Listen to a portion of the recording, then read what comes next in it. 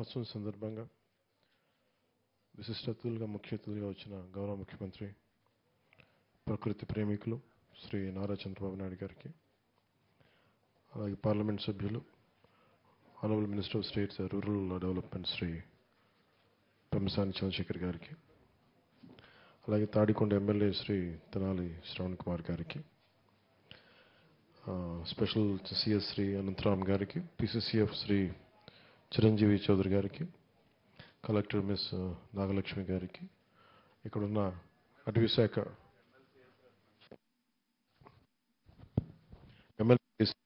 MLC ఏసి రత్నం గారికి, వేదిక పైన ఇక్కడికి ఉన్న ప్రముఖులకి, అలాగే ఇక్కడికి వచ్చిన అటవీ శాఖ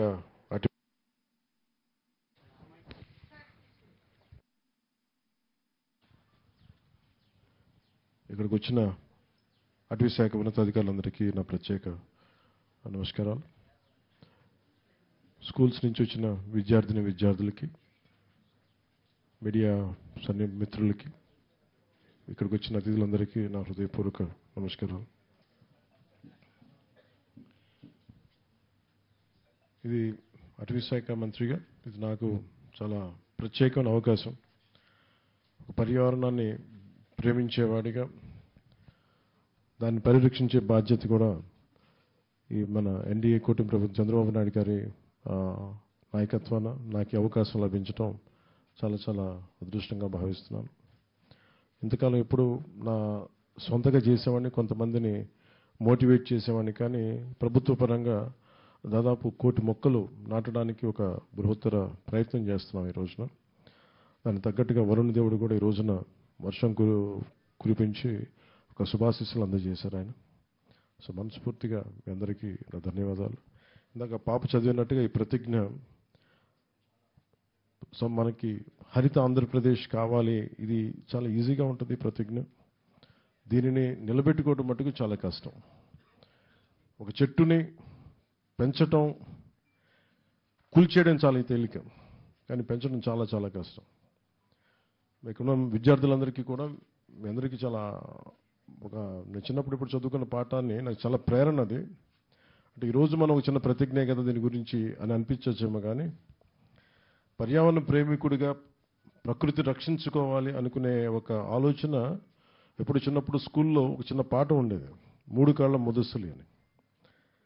ఆల్మోస్ట్ కాటికి కాళ్ళు చాపుకొని చావుకు ఎదురు చూస్తున్న ఒక ముసలతను ఒక తినేసిన మామిడి టెంకని చిన్న గొయ్యి తీసి రోడ్డు మీద రహదారులు ఎక్కడ ఒక అడవిలో ఉండే ఒక బాట వైపు నాటుతూ ఉంటే, ఆ దారి వెంబడి వెళ్తున్న మహారాజు, ఆయన సైన్యాధిపతి వేట చేసుకుని వాళ్ళు తిరిగి రాజధాని వెళ్తూ ఉంటే, ఆ మహారాజు అంటాడు సేనాధిపతి తోటి, చూడండి ఎంత ఆపాప గుర్రాలు ఆపు అని చెప్పి గుర్రాలు ఆపి చూస్తుంటారు. ఆ తినేసిన మామిడి టెంకని అతను పక్కన నాటుతూ ఉంటాడు. పక్కన తన మనవాడు ఏదో సహాయం పడుతూ ఉంటాడు. చాలా వెటకారం చేస్తాడు. ఆ పద్యం అంతా ఏంటంటే, 3 కాళ్ళ ముదుసులే, నువ్వు ఎంతకాలం బతుకుతావని చెప్పి నువ్వు ఇది నాటుతున్నావు, ఇది పెరిగి పెద్దయి కాటికి కాళ్ళు చాపుకున్న నువ్వు ఒక 20 సంవత్సరాల తర్వాత 14 సంవత్సరాల తర్వాత పెరిగి మామిడి చెట్లు పండ్లు తిందామనైనా ఎంత ఆశ నీకు అనేది చాలా వెటకారం చేస్తాడు. అతను నవ్వుతా అంటే తల ఉంచుకొని చాలా వినమ్రత ఒకటే మాట మాట్లాడతాడు, నా కోసం కాదు నా మనవడి తరం కోసం నాటుతున్నాను.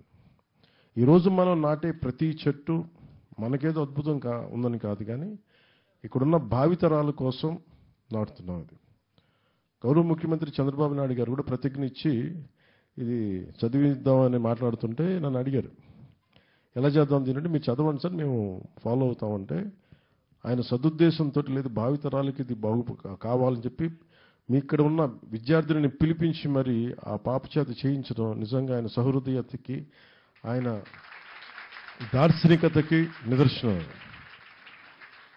ఇది మనం ఏమి చేసినా ఇది భావితరాలకి బాగుండాలనే చేస్తాం తప్ప, ఈరోజు మనం చేసే ఏ పని కూడా మనకంటే కూడా వచ్చే తరాలు బాగుండాలి. ఆ క్రమంలో ఈ అడవి వాతావరణాన్ని పరిరక్షించుకుంటే తప్ప మనకు మనుగడ లేదు. గౌరవ ముఖ్యమంత్రి గారు చాలాసార్లు రివ్యూ మీటింగ్స్లో కూడా ప్రత్యేకించి చెప్పింది, మనకి 29% ఉంది మనకి అడవి, మనకి పచ్చదనం, మనకి అది అడవుల ద్వారా కావచ్చు, వనాల ద్వారా కావచ్చు, కానీ దానిని 50%కి తీసుకెళ్లాలన్న లక్ష్యంతో ఈ చంద్రబాబు గారి నాయకత్వంలో ఈ ప్రభుత్వం పనిచేస్తాం. దాంట్లో భాగంగానే ఈ 1,00,00,000 మొక్కలు వన మహోత్సవ కార్యక్రమాన్ని మొదలుపెట్టాం. ఇది జూన్ జూలైలో మొదలై ఈ మొక్కల నాటే కార్యక్రమం మనకి నవంబర్లో వచ్చే కార్తీక సమారాధన వరకు సాగుతూ ఉంటుంది. ఒకటి, మొక్కలు నాటడమే కాదు, దాన్ని పరిరక్షించుకోవడం కూడా చాలా చాలా అవసరం. దాన్ని ఎలా చెయ్యాలనేది ఇది ఒక్కళ్ళని చేస్తే సరిపోదు. ఇది మనందరి సమిష్టి బాధ్యతగా తీసుకొని నడిపించాల్సిన అవసరం. కేవలం ప్రభుత్వ శాఖలు, ప్రభుత్వ అధికారులు కాకుండా ప్రతి ఒక్కరూ దీన్ని సమిష్టి బాధ్యతగా మన బాధ్యతని నడిపించాల్సిన అవసరం ఉంది. ఇది దేవాలయాల్లో కావచ్చు, మస్జిదుల్లో కావచ్చు, లేదంటే చర్చెస్లో కావచ్చు, లేదంటే అడ్మినిస్ట్రేటివ్ బిల్డింగ్స్లో కావచ్చు, ఎక్కడైనా సరే పచ్చదనం పెరగాలని మనం కోరుకుంటే తప్ప, ఎందుకంటే ఎండ మలమలలాడే ఎండ వచ్చినప్పుడే పచ్చదనం తాలూకు నీడ తాలూకు విలువ తెలుస్తుంది. అందుకని ఖచ్చితంగా మనందరి బాధ్యత, సామాజిక బాధ్యతగా తీసుకోవాలి. గత ప్రభుత్వం ఇష్టారాజ్యంగా చెట్లు కొట్టేశారు. చాలాసార్లు నేను దాని గురించి కూడా మాట్లాడాను. ముఖ్యమంత్రి గారు కూడా దాన్ని చాలా సందర్భాల్లో ప్రస్తావించారు. కోనసీమలో ఒక మాట చెప్తారు, ఒక కొడుకు ఒక ఒక చెట్టు పెద్ద కొడుకుతో సమానం, ముఖ్యంగా కొబ్బరి చెట్టుని పెద్ద కొడుకుతో సమానం అంటారు.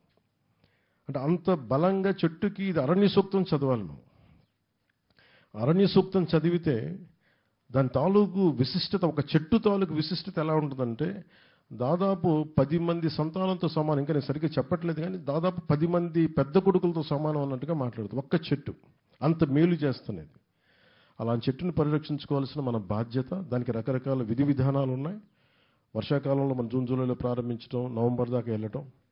అలాగే ముఖ్యంగా థిక్ ప్లాంటేషన్ కావాలి. తక్కువ వ్యవధిలో అంటే తక్కువ విస్తీర్ణంలో, దాదాపు 200 గజాలున్నా, 400 గజాలున్నాయి, కనీసం ఒక 50 గజాల స్థలంలో కూడా ఒక మినీ మనకి ఎకోసిస్టమ్ రావడానికి మియావాకి అనే ఒక జపనీస్ వ్యక్తి ప్రతిపాదించింది ఒక మియావాకి ఫారెస్ట్ మెథడ్ అని ఉంది.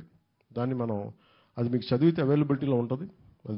మేము అటవీ శాఖ నుంచి కూడా మేము దాని గురించి ప్రత్యేకంగా, ఉద్యాన శాఖ నుంచి కూడా ప్రత్యేకించి దాని మీద ఇన్ఫర్మేషన్ రిలీజ్ చేస్తాం. దానివల్ల ఏంటంటే చాలా తొందరగా అడవి పెరుగుతుంది. అందుకే సరిగ్గా కరెక్ట్ చెప్పండి 3 సంవత్సరాల్లో 5 సంవత్సరాల్లో ఆల్మోస్ట్ మనకి ఒక మినీ ఫారెస్ట్ వచ్చేస్తుంది చాలా తక్కువ విస్తీర్ణంలో. అలాంటివన్నీ మీకు దయచేసి భవిష్యత్తులో తెలియజేసుకుంటూ నాకు ఈ అవకాశాన్ని ఇచ్చిన పెద్దలందరికీ, ముఖ్యమంత్రి గారికి, ఇక్కడికి వచ్చిన విశిష్ట అతిథులందరికీ ధన్యవాదాలు తెలుపుకుంటూ సెలవు తీసుకున్నాను. జై హింద్. ధన్యవాదాలు సార్.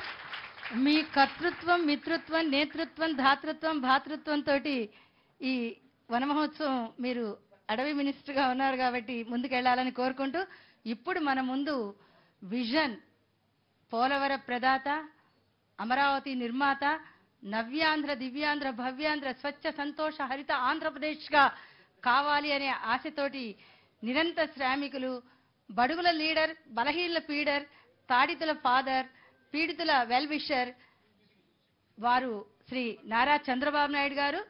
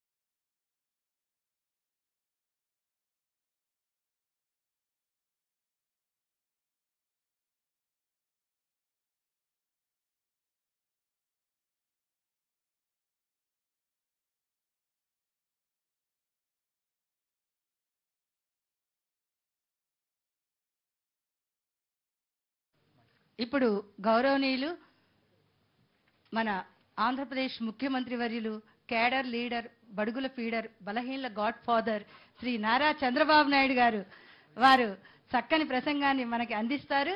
వారి కర్తృత్వం, మిత్రత్వం, నేతృత్వం, ధాతృత్వం, భాతృత్వం, సౌభ్రాతృత్వంతో ఆంధ్రప్రదేశ్ అభివృద్ధి చెందాలి అనే ఆశ, ఆకాంక్ష, ఆశయం, ఆదర్శం, అభిలాష తోటి వారిని ప్రార్థిస్తున్నాను. మీ ఇద్దరు కృష్ణార్జున్ లాగా మంత్రాలు చేసుకుంటూ చక్కగా రాష్ట్రాన్ని ప్రగతి పథంలో నడిపించాలనేదే మా కోరిక.